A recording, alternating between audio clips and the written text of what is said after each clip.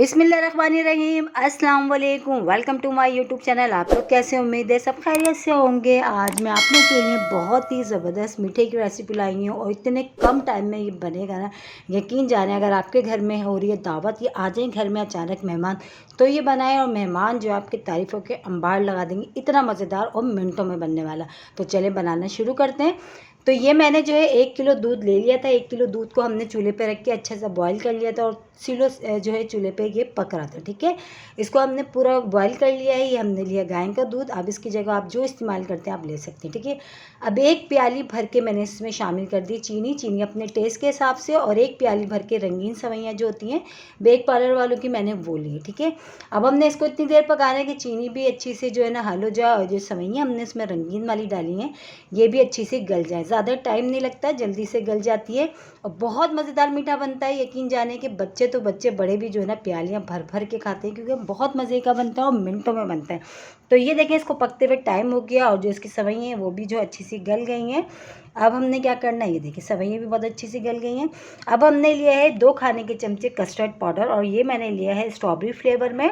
Flavour आप अपनी मर्ज़ी का जो भी आप ले सकते हैं। ठीक है, ये हमने डाल दिया। डाल के देखिए थोड़ा सा ही थिक हो गया। अब हमने इसको कर लेना ठंडा।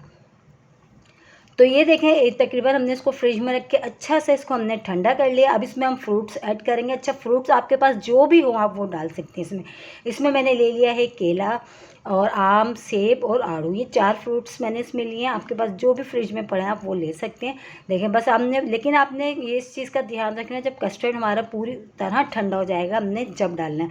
गरम गरम में आपने हरगिज़ ये काम नहीं करना, वरना जो फ्रूट्स हैं ना हमारे वो सारे काले पड़ जाएंगे। ठीक है, बहुत अच्छे से हमने ठंडा करके इसमें सारे हमने फ्रूट्स डाल दिए। ये देखिए हो गया ना मिनटों में बनने वाला मीठा। अगर आप इसमें और अच्छा फ्लेवर देना चाहते हैं तो आप इसमें ड्राई फ्रूट्स भी ऐड कर सकते हैं, जेली भी डाल सकते हैं, बहुत सारे ऑप्शन हैं। लेकिन ये कि सिर्फ इन्हीं चीज़ों से इतना मज़ेदार बनता है। बहुत ही झटपट रेडी हो जाता है और बहुत ठंडा ठंडा सा करके खाएं, बहुत मज़ा आता है।